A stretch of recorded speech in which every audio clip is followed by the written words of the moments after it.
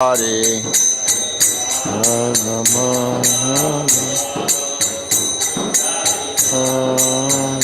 Jaya Radha Madhava Kunja Bihari Radha Madhava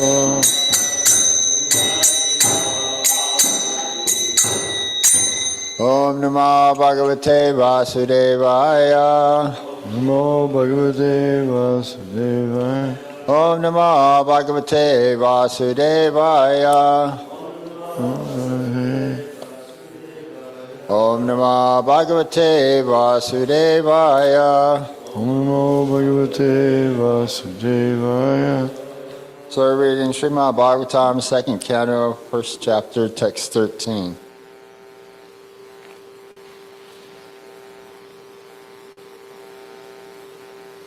Kritvango Nama Rajashir Jnanitvam Ihayusha Murtat Sarvam Uchraya Gatavan Abhayam Harim Kritvango Nama Rajashir Yanitvam Ihayusha Murtat Sarvamuchaya Gattvamabayam Harim Kritvango Nama Rajashir Inaditvatam Ihayasa Murtat Sarvamuchaya Gatavanabayam Harim Kritvango Nama Rajashir Yanitvam Ihayusha Murtat Sarvamuchaya Gatavanabayam Harim Kritvango Nama Rajashir Yadvayatam Ihayushaha Yanitvam Ihayushaha Murtat Sarvamuchaya Gatavanabayam Harim Kritvango Nama Rajashir Natveyatam Ihayushaha Yanitvam Ihayushaha Muhurtat Sarvamutsrija Gatavanabayam Harim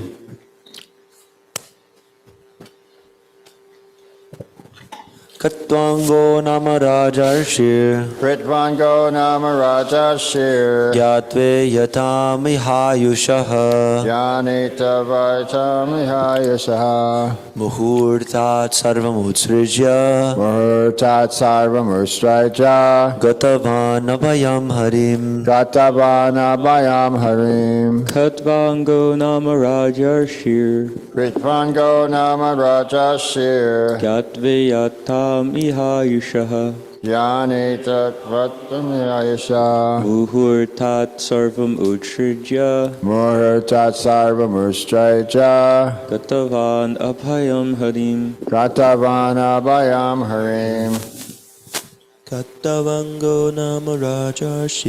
Kritvango Nama Rajashir Yatveyatam Ihayushaha Yanitvam Ihayusha Muhurtat Sarvamutsrija Gatavanabayam Harim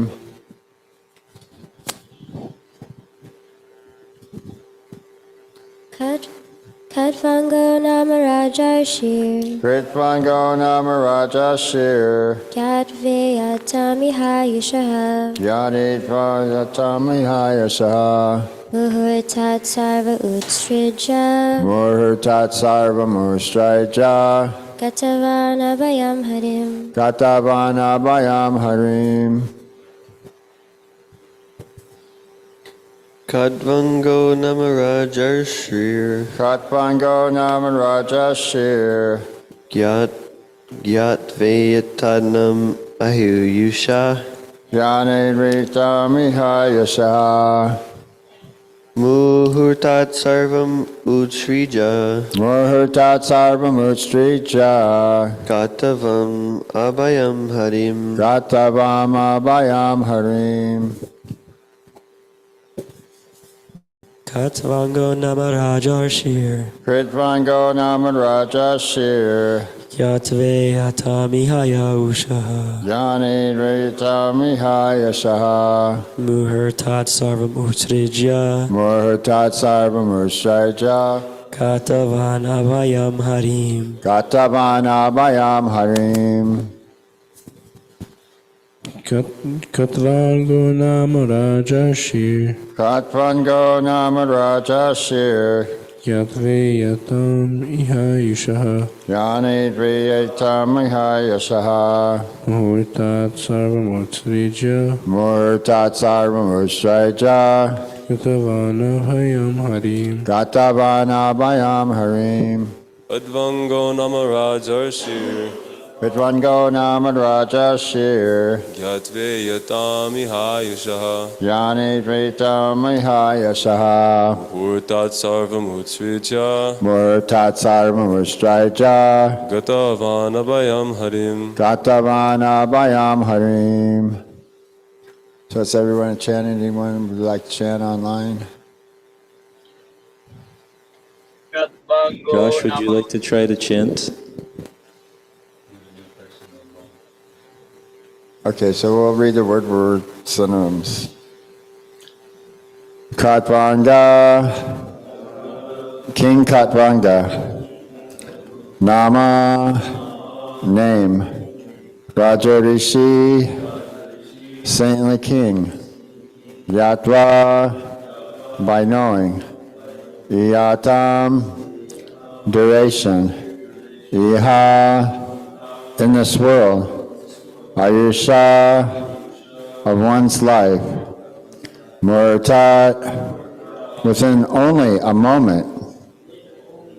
Sarvam, everything. Utraja, leaving aside. Gatavan, has undergone. Abhayam, fully safe. Harim, the personality of Godhead.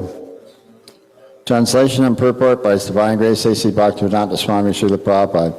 The saintly king, Kritvanga, after being informed that the duration of his life would be only a moment more, at once freed himself from all material activities and took shelter of the supreme safety, the personality of Godhead. Purport. A fully responsible man should always be conscious of the prime duty of the present human form of life. The activities to meet the immediate necessities of material life are not everything. One should always be alert in his duty for attainment for the best situation in the next life. Human life is meant for preparing ourselves for that prime duty.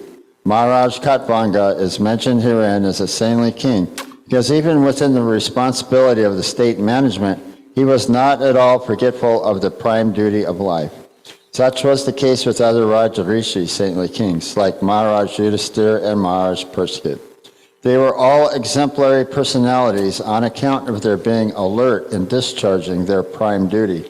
Maharaj Katvanga was invited by the demigods and the higher planets to fight demons, and as a king, he fought the battles to the full satisfaction of the demigods.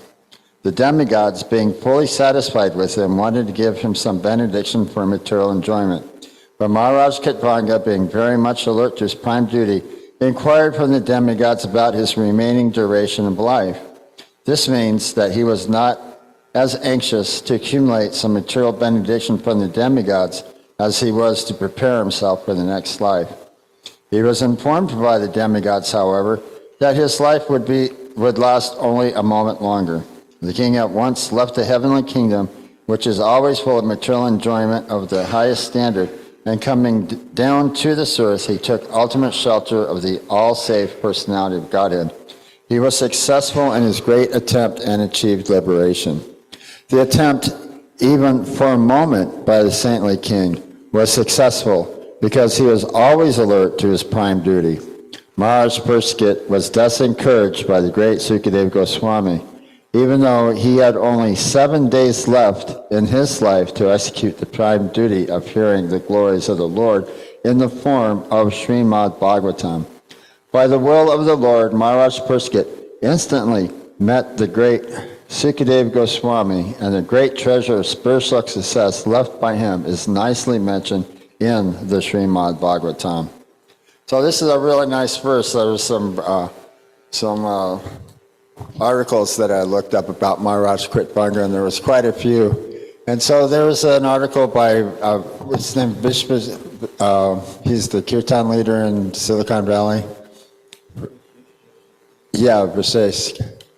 So it was really nice. He was saying here, like in Prabhupada's purports, that Sukadeva Goswami was encouraging Maharaj Parikshit with this verse about Maharaj Kritbanga. So he was also saying that we're also being encouraged also by this as well, that we could be encouraged, and that the story of Maharaj Kritbanga was that he's a saintly Rajarishi king. He's Krishna conscious, and he was invited by the demigods to come to the heavenly planetary systems to fight on their behalf, to fight the demons. So he fought, as far as I understand, I believe it was 1,000 years in the demigods calculation. I was trying to look something up about that. But it's in 9th canto, chapter 9, and the text, it's text 43, where Maharaj Kritbanga, he actually states, like, what is the use of all these things? Is that the Brahminical culture and the Brahmanas are more dear to me than even my very life and soul. You know, and what to think of this body, which is going to become useless, and other things like the kingdom and wife and so forth. So all these things. So he actually asked the demigods, when the demigods asked him to choose a benediction, he said he wanted salvation and to serve the Supreme Personality of Godhead. But he was saying, well, you know, the demigods couldn't provide that because they're material entities. You know, they're also mentioning that the material demigods also have anxieties, and they're also, even though they're very advanced, you know, in the material affairs of in the material universe, but they still have some, you know, they're still mortal, for one thing, yeah, and they still have some anxiety, still get caught up in material enjoyment. So then Maharaj Kritbanga, he said, okay, well then if you can't give me salvation and attainment at the Lord's feet of the Supreme Personality of Godhead, then what is my life duration? And they actually said 24 minutes. So he immediately asked the demigods to bring him back to the planet Earth, to India, like that. So the 12 minutes had already passed. So imagine that, traveling from the heavenly planets to material planets in 12 minutes. So he used the remaining 12 minutes for taking his asana and concentrating fully on the Supreme Personality of Godhead, and in this way established devotional service. And then in this way he prepared himself for his next life. The word muhurtam has different meanings. It can mean 1 moment, or it can mean, as you said, 24 minutes or 60 minutes, 45 minutes. It has different calculations, so that's where we get the... Oh, from the moment, the Mahurta. Yeah, Mahurta. Yeah, Mahurta. Yeah, that's a nice detail on that. So there's many different Mahurtas throughout the day. And I believe each Mahurta actually is a mudra, like that. So, and there's also like auspicious times and inauspicious times. There's a story of Well, it's a DT and Aditi, and Kashyapa Muni, like that. And so the mother of the demigods, Aditi, she was wanted the intimate association, contact with her husband by the lusty desires, and he was explaining to her, well, right now is a bad time. It's a Muhurta of Lord Shiva, like that. Like, so you'll end up giving birth to a demon. But I guess history carries itself out. This is great ancient history. So the demons that Aditi gave birth to is described in Srimad Bhagavatam. Diti. Aditi is the mother of the demigods? Yeah. Or Aditi is the mother of the demigods, and Diti is the mother of the demons. Oh, okay, so it's the other way around. Thank you very much for making that correction.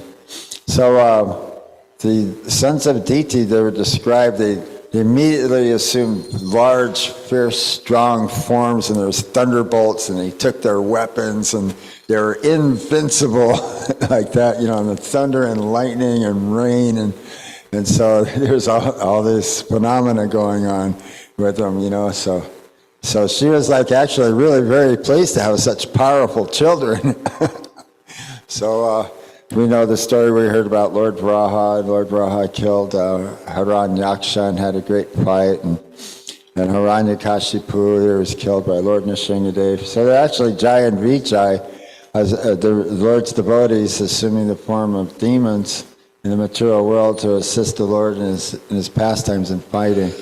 Lord Bor and Lord Nrsimhadev. But I mentioned that the water that came from the bodily form of Lord Bor purified saintly persons. We write about. So he was saying, find your Kritvanga moment in the Ishkan Desire Tree by Rishikesh, like that. He was saying how life is divided up, like Maharaj was just mentioning. In a series of moments, a moment-to-moment existence that we're actually living. So in any of these moments, we can surrender to the Supreme Personality of Godhead, like that. And so he gave a quote to Srila Prabhupada, was speaking that this is not a material process, that this process is a spiritual, transcendental process of attainment of the lotus feet of Krishna through devotional service.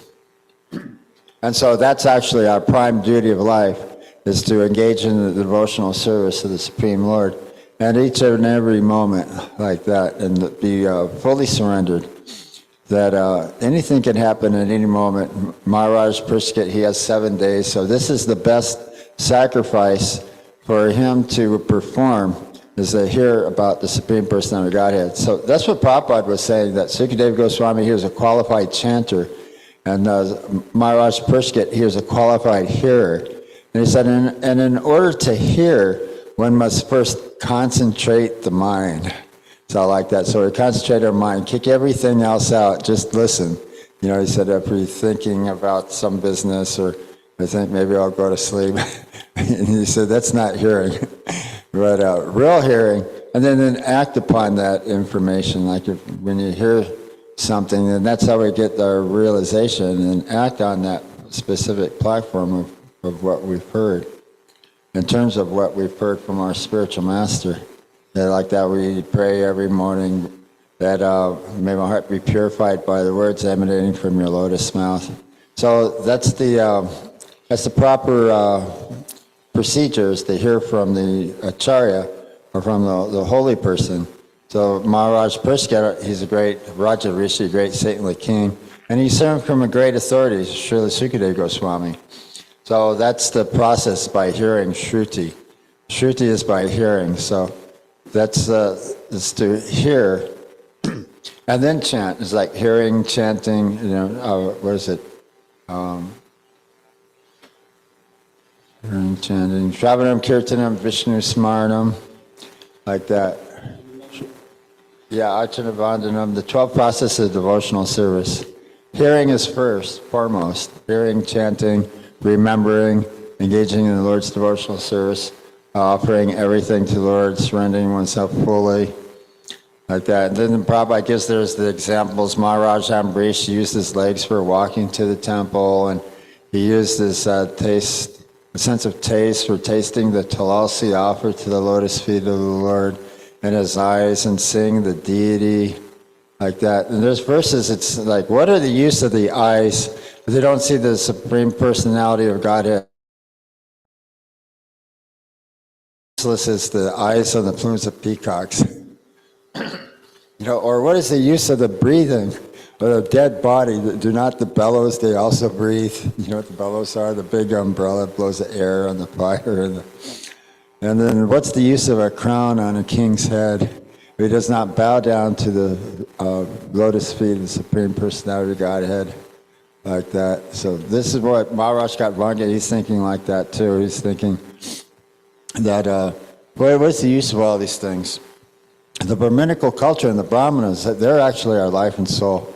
So, let alone like he's considering his body, and the possessions belonging to his body, such as the kingdom and his wife and his household paraphernalia, just being like, from the illusory energy of the Lord. They're temporary. They're coming into being with a specific identification with the material body, when we falsely identify ourselves with these things. Right, and so Prabhupada was talking about how one laments when he sees somebody has got something that he doesn't have, so he laments, and then so one becomes materially attached in the material world like that. So no more lamentation and hankering for something that you don't have. So you lament, you see somebody else have it, so you hanker for it, you lament for it, work hard to try to get it, right? So that's one of the principles in the nectar of instruction is over endeavoring for mundane things which are difficult to achieve. So sometimes the karma and the materialists have to revamp their plans a few more times. There's something called, they have the big plan, the macro plan, and then they have so many little details, the micro plan. So because something happens, there's more reversals in the material world, and they need to replan their plan of action. So now those are the micros. So they're constantly always needing to make adjustments in the material world. And even then, chanting Hare Krishna is not a material sound vibration, but a spiritual sound vibration. Prabhupada states coming from the spiritual strata. So by chanting the Hare Krishna Maha Mantra, one is directly associating with Krishna. Prabhupada was saying, you'd be surprised to know Krishna is realized on tongue, by tongue, not by eyes or ear. He said you realize that Krishna is dancing on the tip of your tongue. Like that. So that's the way to associate with Krishna, is through his name, through hearing his pastimes, such as what we're hearing now. These are great devotees of the Lord. So we're hearing about the Lord's devotees, Sukadeva Goswami and Maharaj Prishket, and they're going to speak in great detail about many incarnations of the Supreme Personality of Godhead. So I encourage you to take a look at the 9th chapter of the 9th canto. There's text through 42.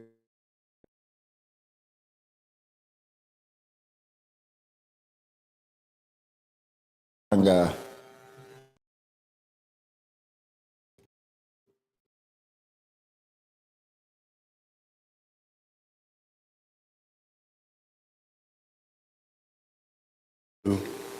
not be attached to material things. Why are these things here? Why are they allurements put before us? And we don't see why I should give them up, because if God put them here, they must be for my enjoyment. God wouldn't do something that would be harmful to me. So the answer is that we demand it. Something like a child that demands something from the mother and doesn't stop until he gets it. So the parents may give the child that, but the idea is that we have to give those things up. And Krishna makes arrangements for us to give them up. And even though we have become attached to them, but by hearing the sound of Krishna's name, or seeing his form, or hearing about his glories, one is able to give the others up easily because it's a higher taste. It's transcendental. It's not, nobody gives up their material life for hearing about some person of this world. Not that someone goes and sees a movie and then decides, I'm going to give up material life, or reads some book. No, it's Krishna. Krishna is the aspect that is all attractive, that's spiritual, and by becoming attached to Krishna in any of these ways, hearing, chanting, remembering, associating with devotees, anything, somehow or other, connection with Krishna, can bring about this, they might say, sudden change. What made you suddenly change your direction in life? And the answer is Krishna. God is so attractive that these material things just don't appeal to a devotee anymore. So this movement is carrying on the same exciting Krishna adventures. And if one comes in contact, we were hearing yesterday, a young man, he said he was hearing, he came in contact with the devotees in the plaza chanting kirtan. And he never forgot it 3 years ago. And now he got, again yesterday, a chance to associate with the devotees. This time he got prasadam, he got books, he chanted, he got to hear the philosophy, and it brings about a change. Whether he'll change immediately or not, he won't be able to forget these experiences because they're unforgettable. And they have tremendous potency. Even one moment of pure consciousness, we read yesterday, even one moment of pure consciousness can gives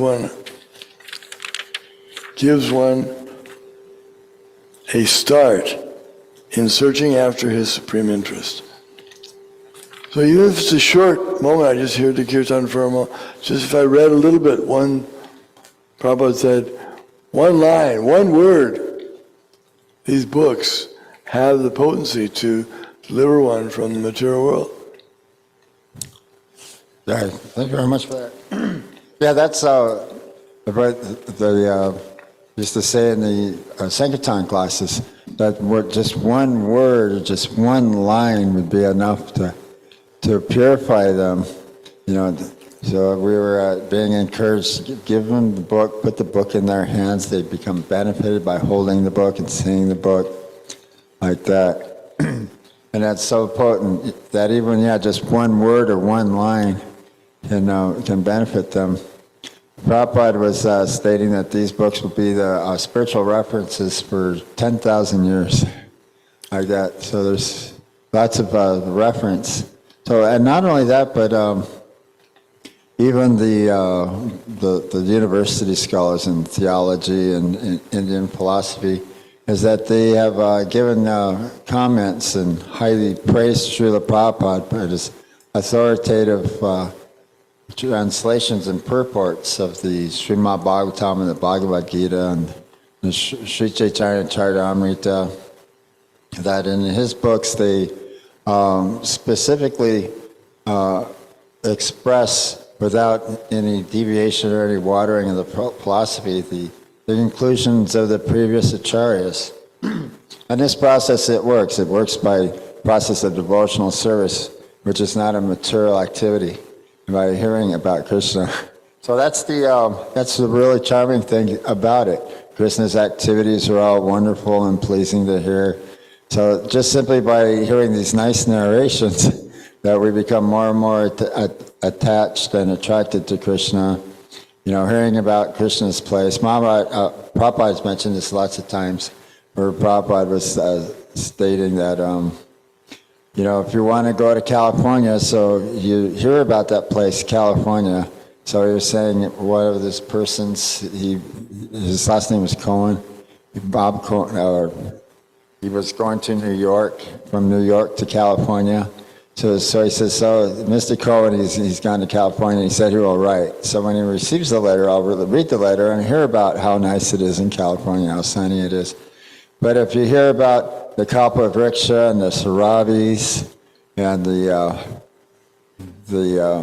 Jamuna and the moonlight, like that, and Mother Jasoda and the activities there, then surely you'll want to go there. You think, oh, that sounds very nice. I can get anything I desire from the Kalpavriksha. But of course, what we're doing is we're not desiring for ourselves, we're desiring for our service. We're probably preparing something for Krishna. And so we need some items so you can get as much as you want of anything as you want. And you can get as much unlimited amount of milk as you need, as you want or you need. So every song is a dance, or every step is a dance, and every word is a song. So they're all singing about the praises of Krishna and Krishna's pastimes, Krishna's glories, like that. So it's the highest, subtlest spiritual nature that there is Krishna's supreme loka, Krishna's supreme Krishna loka. That they were saying go means cows, so it's the planet of the cows. So the cows are very, very dear to Krishna. Prabhupada was saying, why not Krishna having so many cows? It's stated in the Brahma Samhita, the Sarabiya Palyantam. So he said, here in the material world, you're always attached to your dog. So why not Krishna keeping so many cows? And Prabhupada goes, the dog keepers, they're Dogapalyantam. And not Krishna, he's Sarabhiya Palyantam, like that. So he says so that's why the affinity is there, but it's pure in Krishna. So did anybody have any questions or comments, the states of conversations, or Maharaj has a comment? There may be objections from those who hear that one should give up his family and take shelter of Krishna or God. So they become frightened that I'm getting involved with this person, and this person is now he's thinking that there's something higher than me. So a potential spouse may be concerned about getting involved or trying to have a family and trying to build up the regular thing that everyone's doing in the material world. But actually, this is because our society has missed the point. Society doesn't know what the goal of life is. The goal of life is self-realization, going back to home, back to Godhead, not trying to stay here in a dream world. When someone's dreaming and he's having a nightmare, he wants to wake up. The only way he can get out of the dream, that horrible situation, is to wake up. So this waking up process, this is Krishna consciousness. To wake up to the fact that I'm a spirit soul, I'm not this body. This so-called reality that I'm living is just another form of a dream. Prabhupada gives a nice example. He says, if you did something, let's say 5 years ago, where is it now? All it is to you is like a dream, but it happened some time ago. So similarly, everything we're doing is just like a dream. It's in the past, it has no actual substance. There's some illusory Maya substance that we think is reality, but it's not reality. The reality is on the spiritual platform. So if society understands what the goal of life is, then everything can change. And it will be encouraged, like someone like Maharaj Katvanga, that he should go down and surrender to Krishna, take shelter of the Lord, not try to enjoy those last few moments of this material life, engaged in some material activity. All right, thank you very much for that. Yeah, there's the daytime dream and the nighttime dream, the short-term dream and the long-term dream. So yeah, the actual real substance is just, which within each moment, but each moment it's already a memory. It's no longer tangible like that. So yeah, you had a comment you want to make? But yeah, that's the difference. Dying in ignorance or dying in Krishna consciousness. And trying to enjoy the senses in an illusory representation of moment-to-moment memories. Hare Krishna, Prabhu, please accept my humble obeisances. Right. So, when we're in devotional service, is this the only position that is not dreamlike in this material world? Well, that's the real activity is Krishna consciousness, engaging in devotional service. That's our eternal dharma, eternal occupation. So this is the exact same parallel, the exact same activity that we're engaged in Krishna Loka when we leave our material body. So we're on the right platform. Maharaj was mentioning this. It was like being at the airport where we're just waiting for our planes to leave. We're waiting for our flight. So, in comparison to material activities, we're just trying to simply satisfy the senses. It's not satisfying. There's so many isms and so many different interests and, so much nostalgia like that. I always have to come with something new, something more satisfying. It's just the same humdrum thing. They don't even know how to eat their vegetables correctly. They just put some butter, some salt and pepper on some boiled steamed vegetables. We prepare a nice Krishna prasadam really very nicely and offer it to Krishna with love and devotion. Tesham sadha yuktanam and pushpam phalam toyam. So that's 2 verses. When offers with me love and devotion, leaf, fruit, flower, water, I will accept it. To those who are constantly devoted to worship with love, I give the understanding by which to come to me. Krishna, he states this, that Krishna, he tells us with this sword of knowledge, and he tells us he is the sword and the light of knowledge, and he purifies the devotee from within the heart, like that. So, we can be assured of that, and be assured of success. So we're on the right platform. We're just like Maharaj was saying. We're at the airport. We're going back home to Calcutta. We're just waiting for our flight. And we don't know when that can be, so we should be ready. Like that. So, any other questions or comments? All right, Srimad Bhagavatam class ki jai.